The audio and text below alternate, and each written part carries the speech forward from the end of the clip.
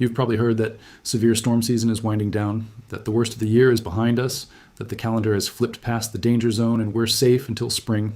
That's partly true, and it's dangerously incomplete, because the newest data, the ones the National Weather Service and the Weather Prediction Center are looking at right now, is telling a harder story. A story about a stalled pattern, a story about excessive rainfall in places that have already flooded twice this year. A story about severe weather that isn't behaving like the calendar tells it to. The models don't agree on everything, but they agree on this. Something is loading up, and it's coming in the next week to 10 days. I'll be straight with you. This is not going to be the storm of the century. That's not what I'm telling you. What I am telling you is that a very specific atmospheric setup is showing up across 3 independent modeling systems. And when 3 independent models agree on this kind of pattern, forecasters pay attention. There's a twist buried in this one, and I'll get to it near the end. It's the piece of the setup nobody is putting in the headline. If you want this without the sensational framing, hit subscribe. I read the model discussion products, so you don't have to. Just clear, honest, calm reads on the data. You'll hear it here first before the panic channels catch up. Now let me show you what's actually loading. One framing sentence you can hold on to for the rest of the video. What is coming is not a single storm. It is a train of storms, all riding the same rails, aimed at the same corridor of ground. That is the shape you need to picture, not a boxing match with one punch, a relay race with 4 runners in a row. Let me tell you the pattern before I tell you why it matters. Because the pattern is the piece you can visualize. The mechanism, the danger, the timeline, all of that comes after. First, the shape. There's a persistent trough, a big southward dip in the jet stream, parking itself over the western United States. It's not moving. It's not being kicked east by the next weather system the way it usually is. It's stalling. At the same time, a ridge, a northward A bulge of warm air, is building over the southeast, also stalling. Between them, along the seam, is where all the action is. And that seam sits right over the central United States and the western Gulf Coast, Texas, Oklahoma, Arkansas, Louisiana, Missouri, Illinois, Kentucky, Tennessee. When a trough parks in one place and a ridge parks next to it, the jet stream between them speeds up and shifts down. That's a river of fast-moving air a few miles above your head, and that river of air becomes a highway for storm systems to slide along one after another without breaking up. The Global Forecast System, the GFS, is showing 4 separate low-pressure systems taking that highway over the next 10 days. The European model, ECMWF, is showing 3 in slightly different positions but the same track. The Canadian model, GM, is showing something close to the GFS. 3 models, 1 pattern. Slightly different details. Forecasters have a phrase for this. Model consensus. It's the phrase that raises confidence. It's the phrase that turns a maybe into a probably. And what the consensus is showing is a stalled setup that will keep sending moisture-loaded storm systems across the same corridor of ground for a week or more. One quick note on what a model actually is, because this matters when you evaluate a forecast. A weather model is a giant simulation of the atmosphere, broken into millions of small grid boxes, each one solving physics equations for temperature, pressure, humidity, and wind. Different models use different resolutions and different physics choices. That is why they disagree slightly on the details. When they agree despite those differences, that agreement is a strong signal. When they disagree, the meteorologist looks at which model has performed best in similar past setups. This week, the ensemble of models is unusually well aligned. That is the signal that raised the alert level. Before I put this in your living room, let me tell you why the word stall matters so much in weather forecasting. Almost every catastrophic rainfall event in modern American history has one thing in common. It stalled. It did not just rain harder. It rained longer over the same ground. That is the ingredient that turns a bad storm into a historic one. Here's how atmospheric stalling works in a way you'll feel in your bones. Picture a couch on a hardwood floor. Now push it. If the floor is smooth, the couch slides easily. It moves. It goes to a new spot. Simple. Now picture the same couch on a thick rug. Push it. It resists. It moves slowly, if at all. It stays roughly where it is. Whatever is on top of it, a book, a cup, a stack of laundry, stays with it. That's the atmosphere right now. Normally, weather systems move west to east across the United States on a smooth floor. They come in off the Pacific, cross the west, hit the plains, exit through the east coast. They keep moving. Rain falls in a corridor and passes on. Right now, the atmospheric floor has a rug on it. It's called a blocking pattern. The upper level winds that normally push weather systems along have slowed down. That means every storm that arrives lingers. Every rain shield sits longer. Every ground the rain falls on, gets more of it from a single system than it normally would. Now stack a second storm on top of the first, hitting the same corridor. Now a third. Now imagine it's your county. That's where the excessive rainfall risk comes from. Not from one enormous storm, from 3 or 4 small to medium storms in the same corridor, one after another, over a week to 10 days. The technical term is training storms. Storms that follow each other along the same track like train cars on a rail. Each car doesn't have to be a monster. Together they are. That's the mechanism. Slow floor, same track. Storm after storm after storm. And here's the second layer of it. When a storm system is moving quickly, it deposits rain in a strip and moves on. That strip may be 20 or 30 miles wide, but the rain in any one spot lasts only a few hours. When a storm system slows down, that same strip narrows and the rain in any one spot lasts a full day or more. The atmosphere is still processing the same total moisture. It just spreads that moisture across less ground in more time. That is why slow storms produce disaster rainfall totals that fast storms are the same. Intensity never do. A fast storm of a given size drops 6 inches across a 100-mile wide swath. A slow storm of the same size drops the same total water across a 20-mile wide swath. That is 30 inches in the same spot instead of 6. Same storm, different pace. 20-fold difference in local impact. Let me give you the events that this pattern looks like. I'm picking them deliberately from the last 15 years because the atmosphere of the last 15 years is the atmosphere you're living in right now, not to scare you, to calibrate your intuition. The 2016 Louisiana floods, a slow-moving unnamed storm system parked over southern Louisiana in August. It rained for 3 days. Some spots got more than 2 feet of rain in 72 hours. 13 people died. Over 60,000 homes were damaged. The estimated cost approached $10 billion. Most of those homes were outside the mapped 100-year flood zone, meaning people who were told they were safe were not safe. Hurricane Harvey, 2017, not just a hurricane, a stalled hurricane. Harvey came ashore in Texas, stalled inland, went back over the Gulf, came back inland, and dropped over 60 inches of rain in some Texas locations over 5 days. 60 inches, that's a bathtub in the yard. 90-plus lives lost, roughly $125 billion in damage. The May 2010 Nashville floods, 2 extreme rainfall days along a stalled front. Over 13 inches of rain in some parts of Nashville in 48 hours. Over 20 deaths in Tennessee alone. $2 billion in Nashville damage. The Grand Ole Opry House flooded to the mezzanine. The July 2022 St. Louis flooding. 9 inches of rain in 6 hours, right over an urban corridor. Interstates turned into rivers. Multiple people trapped in cars. These aren't outliers anymore. Look at that list. 2010, 2016, 2017, 2022. That's a pattern.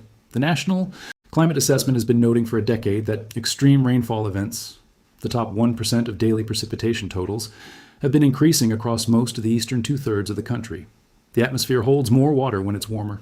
More water in the sky means more water on the ground when a system slows down and empties out. One more. The Ellicott City, Maryland floods of 2016 and 2018. 2 500-year rainfall events in a single town within 2 years. Both from stalled thunderstorm clusters over the same watershed. Both destroyed the same downtown Main Street twice. Both killed people. If a 500-year event can happen twice in 2 years, either the label is wrong or the atmosphere has changed. Peer-reviewed climate science says the label was calibrated on a world that no longer exists. Extreme rainfall thresholds are being redrawn city by city. That's the historical arc. That's what a stalled pattern is capable of. Let me walk you through the week the models are drawing. This is a most likely sequence, not a promise. Details will shift. The shape is what matters. Watch for the shape more than the specific hour, and adjust as your local National Weather Service office updates its forecast discussion twice a day. Day 1 and 2. First storm arrives. It's the smallest of the sequence. It comes in from the west, drops rain across Oklahoma and northern Texas, moves slowly east. Nothing dramatic on its own. Maybe 1 inch to 2 inches of rain. Some severe thunderstorm activity in the warm sector, meaning east of the low center. A few isolated hail reports. Nothing that makes the news outside the local forecast. Day 3 and 4. Second storm arrives on almost the same track. Now the ground in the corridor is already wet. The rivers are already running high. The soil is at capacity in places. This is the storm that pushes minor streams over their banks. Flash flood warnings go up in scattered counties. Severe storm reports start clustering in Arkansas, Louisiana, and eastern Texas. This is the day when the pattern goes from an active week to a concerning week. Day 5. Brief break. Not enough of a break. The atmosphere resets slightly, but the ground doesn't drain fast enough. The soil stays saturated, small rivers stay full. The next system is already visible on radar, to the west. Day 6 and 7. The third storm arrives. This is the potential main event. Warm, moist air from the Gulf floods northward ahead of it. Instability builds. If the timing works out, and this is where the models still disagree, an elongated squall line forms across the corridor, running from southwest to northeast. Wind reports, hail reports, possible tornado reports, especially if the low tracks a certain way. Multiple counties simultaneously in warning. Status: Day 8 through 10. The trailing edge of the pattern. Excessive rainfall risk still elevated for the eastern half of the corridor, especially the lower Mississippi Valley and the Tennessee Valley. This is when river flooding, not flash flooding, river flooding, actually crests, days after the rain stopped. Take note of that gap. That's the piece I want you to remember. The dangerous floodwater is not the rain that just fell. It is the water that is still flowing downhill toward the river 3 days later. Because the ground is not a bucket that fills once and drains once. The ground is a network, a saturated network. Every drop that fell on a hillside 60 miles upstream will still eventually pass under a bridge in your town. Rivers have memory. They remember every square mile of watershed above them. When one of those square miles is a saturated forest that took 6 inches of rain 3 days ago, that water is on its way to you right now, at walking pace, downhill, and you will meet it whether you want to or not. Here's the twist. The piece almost nobody is talking about in the current setup, and it is the piece that ties this whole video together into one atmospheric story, the dry part. While the eastern corridor is soaking, the western trough is doing something specific over parts of the southwest and the Great Basin. It's dry, bone dry. Air descending from that trough warms and dries as it sinks. That's a fire weather setup, not a flood setup. So the same pattern that is loading the central U.S. with rain is loading Utah, Nevada, and parts of Arizona with elevated fire. Risk, low humidity. Gusty winds along the trough edge.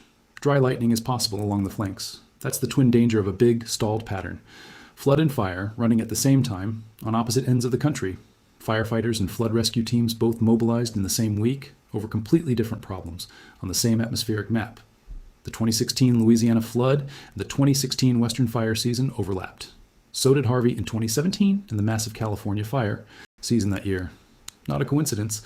Same continental setup. If you live in the West and you thought this video didn't apply to you because it started with severe storms, pause and check your local fire weather forecast this week. Because the ridge and the trough are two sides of the same coin. And here's a third danger that gets forgotten in stalled patterns. Prolonged severe weather is exhausting. The people who respond to it, local emergency, managers, road crews, county sheriffs, volunteer swiftwater rescue teams are running on adrenaline for days. Response times climb as the pattern extends. Small failures on day 2 become large failures on day 6 because the crew is tired. That is not a criticism of the responders. That is human physiology, which means the individual choices you make in the last 2 days of a stalled pattern matter more than the choices you made in the first 2. The safety net is thinnest when the pattern is oldest. Now before you panic, breathe. This section is where I pull back from the dread and give you the honest limits of what the science can and cannot tell you today. Here's what the models still disagree on. The exact track of the third storm. The GFS and the European are about 150 miles apart on where the low center passes.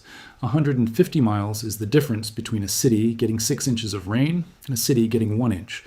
The intensity of the severe outbreak on day 6 or 7. If the warm air surges deep enough north, the severe risk shifts up into Missouri and Illinois. If it doesn't, it stays penned in over Louisiana and Mississippi. Both scenarios are on the table. The exact timing of the pattern break. The models want to break the block by day 10. Blocks that behave differently in the real world sometimes last 3 to 5 extra days. That's how 3 storm sequences turn into 4 storm sequences. This is why forecasters use words like concerning trend instead of definite.